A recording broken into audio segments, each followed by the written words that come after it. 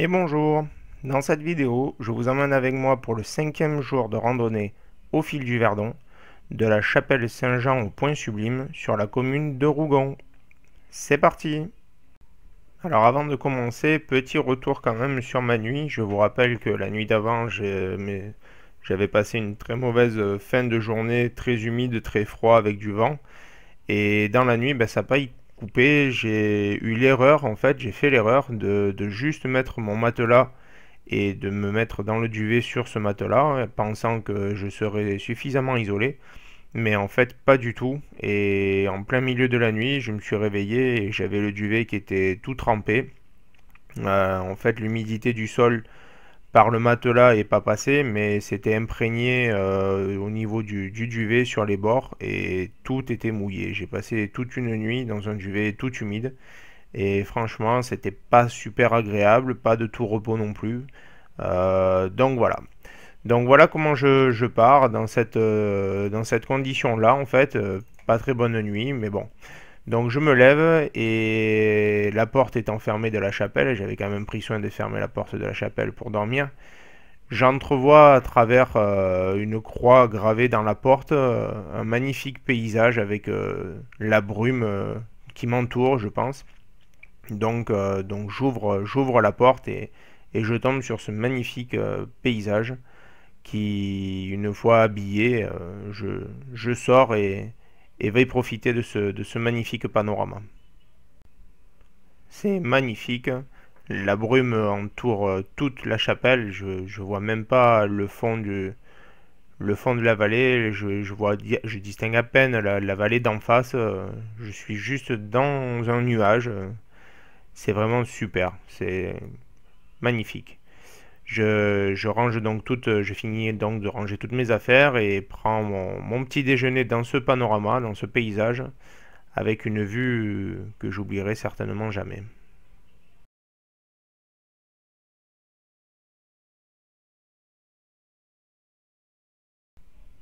Une fois fini, donc je prends le petit sentier qui nous ramène sur le chemin d'origine et quitte dans la chapelle Saint-Jean, direction Rougon.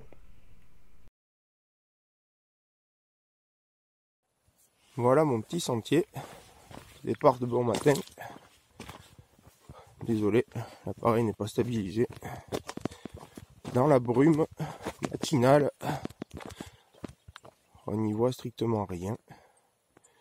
Mais c'est magnifique quand même.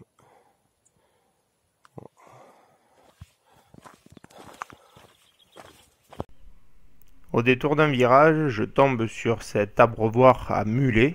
Alors j'espère que l'appellation n'était pas pour moi.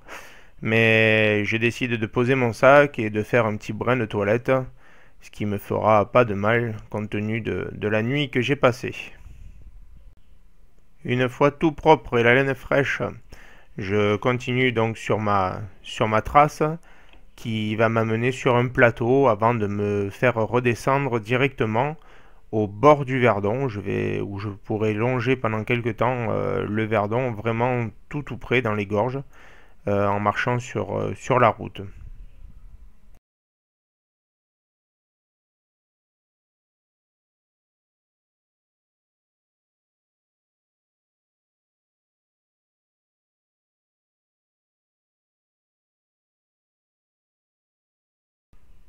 Après avoir marché quelques kilomètres sur la route, j'arrive au pont de Carajuan, où je décide de faire ma pause de midi. Le temps se fait un peu menaçant déjà, se couvre assez tôt aujourd'hui.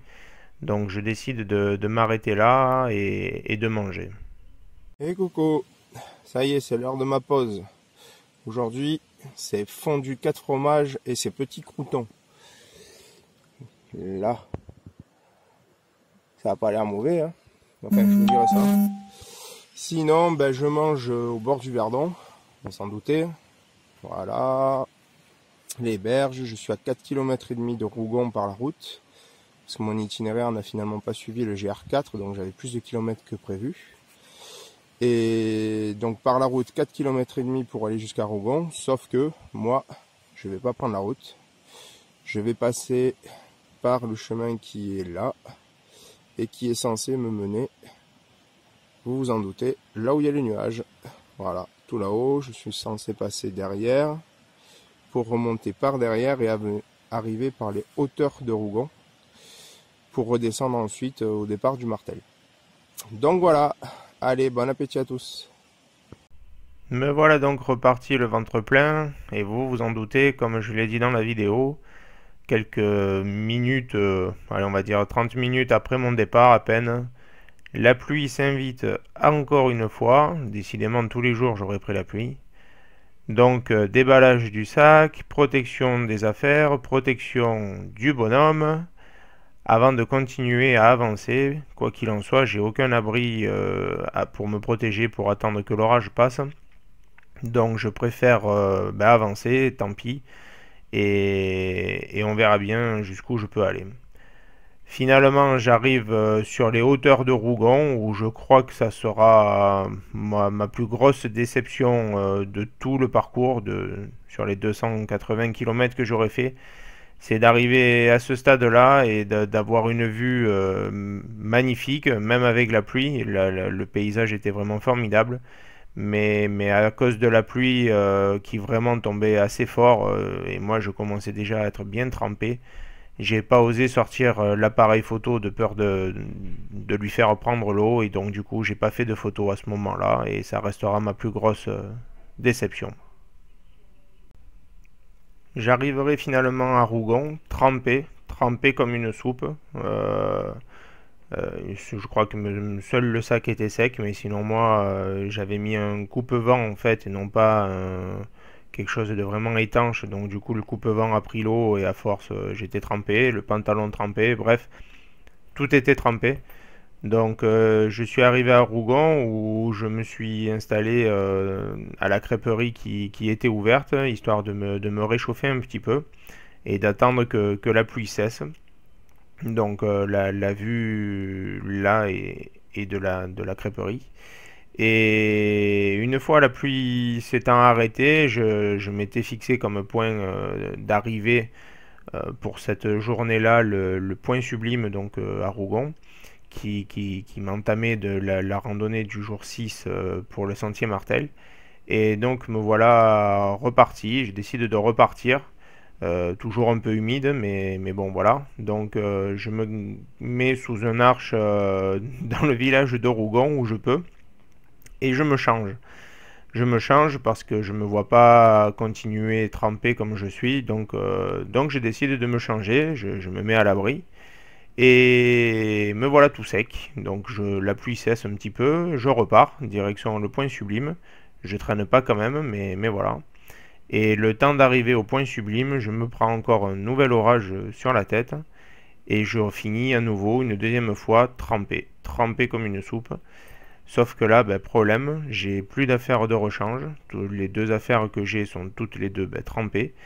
J'ai un vent à tout casser, l'orage qui me confirme d'éviter de monter ma tente de peur de tout tremper à l'intérieur et de passer une nouvelle fois une nuit dans l'eau. Donc je suis assis sur mon banc sous l'arrêt du bus au point sublime, et là j'avoue plus savoir trop quoi faire ni comment faire. Donc je m'assois et j'attends. Voilà donc l'abri dans lequel je me trouve, donc sous la pluie. J'en profite pour envoyer des messages, et en fait grâce à Facebook, une personne qui me suit sur mon groupe, donc au fil 2, contacte les propriétaires de l'auberge du Point Sublime, donc Philippe et Magali.